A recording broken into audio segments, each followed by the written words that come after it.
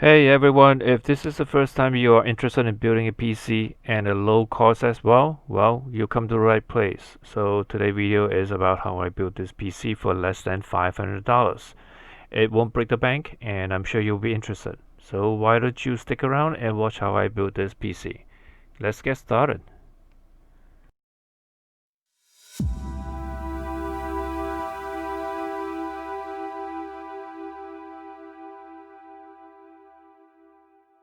Building PC is easy and everyone can do it. Nowadays there are multiple standards on PC components and usually you can't go wrong in getting it done. At first it seems overwhelming, but after building two PCs, I am addicted to it. Not only it is cheaper to build your PC, you can actually customize it to your needs. So I decided to build a family PC and use it as a simple file server and a media center. So let's go through the components of the PC. The first item is a PC case. If you watched my video earlier, I paid about $60 for this case, and this is great for beginners. The next item I want to show you, which is the motherboard, the MSI B4550. I paid about $100 for it. This is a really nice motherboard. I have M.2 from WD. I paid $50 for a 500 gigabyte drive.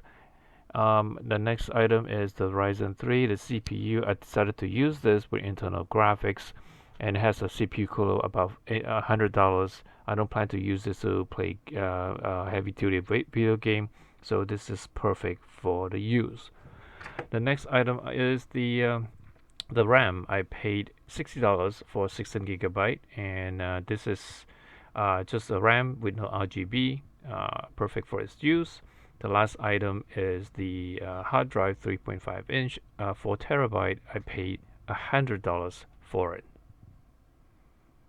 I forgot to mention about the PSU that I bought from Amazon as well. This is CV450 for about $50 and very inexpensive for the build.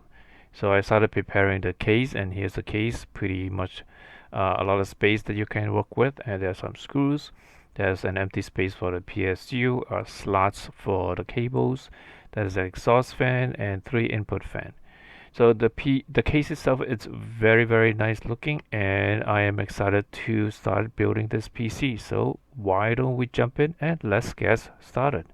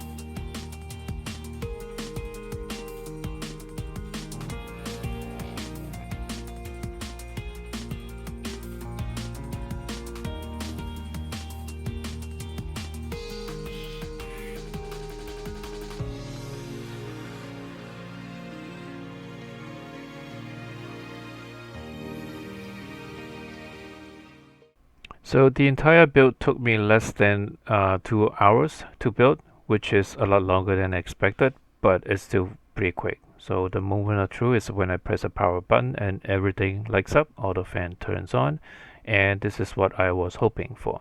Next, I installed the Windows software and was able to get this done in less than 30 minutes, which is really amazing, and this shows how quick the PC is. The fan turns on and all bright and everything works. So why don't we test some of the video playing? So here is a wireless keyboard with the mouse attached, which I plan to use to cut down the wires. Here is a video playing on the PC on my TV, and I don't see any stuttering. So everything works great. Now I just need to do some PC benchmark to see how the PC holds up.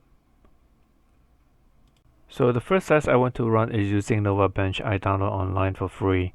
At first it did some CPU tests, RAM, and then finally it did some GPU tests. It doesn't have a GPU, obviously it's getting less than 30 frames per second. So it's not too bad. The end result is getting a score of 1193, which is really not that bad. That's an average for most PCs based on the database at NovaBench. The next test I ran was using user benchmark, which is also available online. But before I show you the results, hopefully you find this video helpful. If you do, please click on the like and subscribe to my channel as I post more videos. This will help me tremendously as I continue to grow the channel. And here are the results. The results are really not that bad on average. The only negative side is the GPU. As I mentioned before, there is no GPU on this PC, so it's running on average and it can only handle like games. I guess the ultimate result is to see how it fares when playing video games. So the first video game I want to try out is Life is Strange. As you can see on my bottom left, it's producing about 50 to 60 frames per second for a low demanding video game. The last test I want to do is run the CSGO video game, which is high demand on the GPU side. As you can see from the screen, everything runs smoothly. On average, I'm getting about 50 to 60 frames per second. Sometimes it go up to 70 or 80, which is really not too bad.